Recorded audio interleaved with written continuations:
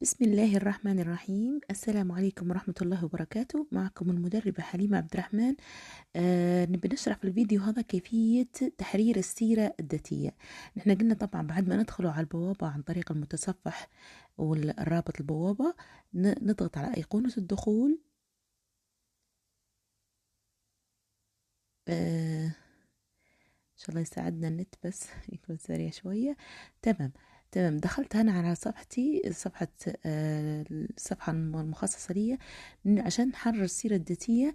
نلاحظ هنا فوق في الأيقونات اللي فوق هذينا جنب الصورة هذه فيه هنا مثلث صغير، نضغط عليه المثلث هذا ونختار كلمة تفضيلات تحت هذه. نضغط على كلمة تفضيلات،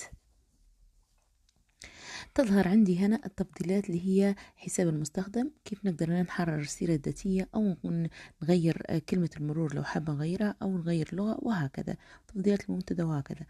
نضغط على كلمة تحرير أو حرر ملف السيرة الذاتية.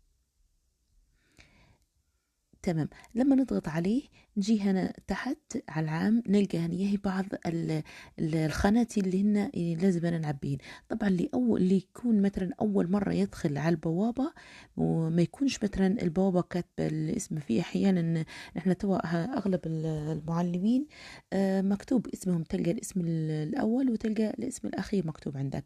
عادي أنت لو أنت تبدير اسمك الثلاثي، بدل ما نجي هنا نكتب أنا حليمة عبد الرحمن في الأول خانة، هذه هي حليمة عبد الرحمن في الخانة الأولى. في الاسم الأخير هنا نكتب السنوسي، باش بعدين نجيب لما نحرر السيرة تجد مكتوبة حليمة عبد الرحمن السنوسي، يعني اسمي الثلاثي. عندي هنا العنوان البريد الإلكتروني، هذا عادة يكون مكتوب من أعضاء البوابة كاتبينه. نجي هنا مثلا عرض البريد، لو كان أنا بنعرض البريد أو نخفيه. عندي هنا المدينة نكتب أوجلة في المدينة، في الأيقونة هذه. نجي هنا في اختيار الدولة أو اختيار الدولة نكتب الجماهيرية اللي هي العربية الليبية. نجي هنا في الوصف نكتب معلمة. نجي لحد تحت هنا اللي هي الصورة، صورة المستخدم. بالنسبة لصورة المستخدم نضغط عليها. لو أنا بناخذ صورة المستخدم هنية ننزل عند كلمة الملفات هذه والمربع اللي هو هذا اللي فيه السهم اللي يشير لتحت، نضغط عليه السهم هذا. نجي هنا فوق نلقى ملفات الأخيرة، رفع الملفات وكذا كذا. نختار كلمة رفع ملف، نضغط عليها وبعدين ننزل تحت هنا نلقى مقدار تاني اختيار ملف اللي هو في المربع الرصاصي هذه. نضغط عليه كلمة اختيار ملف، يعطيني اختيارات او اختيار اجراءات.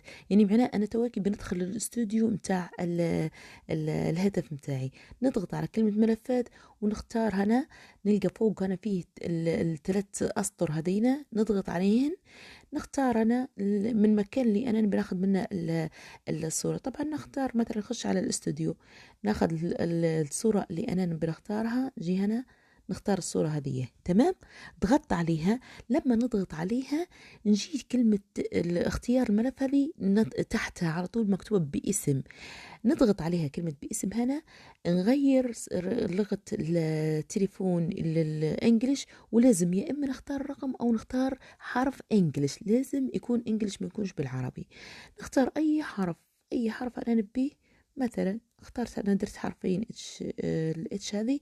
وبعدين طبعا أنا مش واضحة في أي في التليفون، لكن أنا اخترت مثلا أهو نوضحها كم أكتر. مثلا كم حرف اخترت هنا باش يوضح معنا اكثر. وبعدين نختار الايقونه اللي هي بالازرق اللي هي حمل هذا الملف، نضغط عليها. تمام. ننتظر شوي لعند تحمل معي الصوره.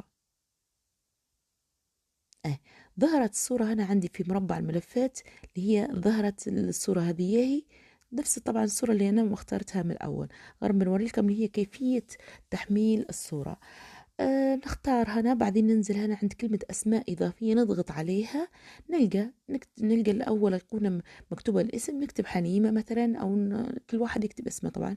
نجي هنا في اللقب نكتب السنوسي، نجي مثلا الاسم الأوسط اللي هو عبد الرحمن، عشان نجي حليمة عبد الرحمن السنوسي اللي هي الأسماء الثلاثة. نجي هنا مثلا الاهتمامات، ما نحتاجش الاهتمامات هذه، نختار نضغط على كلمة اختياري. فيه بعض الأيقونات اللي أنا الأول أيقونات أنا كلهن نسيبهن، نجي لحد مثلا مؤسسة اللي هي مدرسة عثمان، اللي هي مدرستك اللي أنت تدرس فيها. نجي في رقم الهاتف نكتب رقم هاتفي، العنوان نكتب أوجله، وهكذا. وبعدين نضغط على آخر حاجة اللي هي تحديث سيرتك الذاتية، نضغط عليها.